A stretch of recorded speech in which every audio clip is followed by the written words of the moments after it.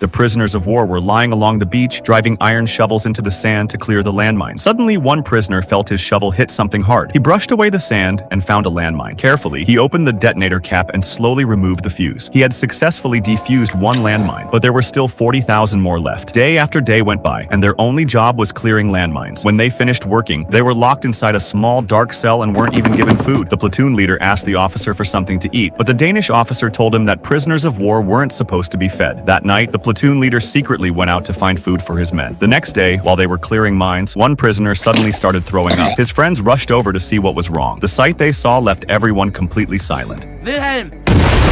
By evening, the other prisoners started throwing up one by one too. After investigating, the Danish officer discovered that the platoon leader had secretly stolen animal feed from a nearby farm and given it to his men. The officer immediately went to investigate the farm. He discovered that the woman living there hated the Germans and had been mixing rat poison into the animal feed for a long time. She already knew the prisoners would try to steal the feed. Once he found out what had happened, the officer ordered them to fill a bucket with seawater and drink it so they would throw up. After that, they were washed down with clean water to get rid of the poison. That's how the prisoners' lives were saved. From that day on, the officer started giving them regular meals and promised that once all the landmines were cleared, they would be allowed to go home. The prisoners worked even harder after that, clearing as many mines as they could. A month later, the first section of the beach was finally declared safe. The officer even started playing soccer with the prisoners. It seemed like things were slowly getting better. Then suddenly, a huge explosion went off. The officer's dog had stepped on a landmine and was killed instantly. Furious, the officer took out all his anger on the prisoners and accused them of not clearing the mines properly. He kicked the ball far away and ordered one prisoner to pick it up and bring it back using only his mouth. The officer was treating him like a dog, but even that wasn't enough to calm him down. He ordered all the prisoners to hold onto each other's arms and walk back and forth together along the beach. If even one of them stepped on a landmine, they would all be killed at once. And that's how another terrifying day came to an end. One prisoner was starting to completely lose hope and wanted to escape, but the others believed that trying to run away would only get him killed. If they held on until the end, they still had a chance of making it back home. Just then, a woman from the nearby farm came running for help. Her daughter had accidentally wandered into the minefield. One prisoner immediately stepped forward and began quickly clearing a safe path, but another prisoner climbed through the wire fence and went straight into the minefield. He picked up the little girl, carried her in his arms, and handed her to his fellow prisoner. The girl was safe, but the prisoner was now stranded alone in the middle of the minefield. At that moment, all his hope was gone. Slowly, the other prisoners began losing hope too. The officer kept reassuring them that they would be able to return home soon. Holding on to the last bit of hope they had left, the young prisoners kept clearing the remaining landmines.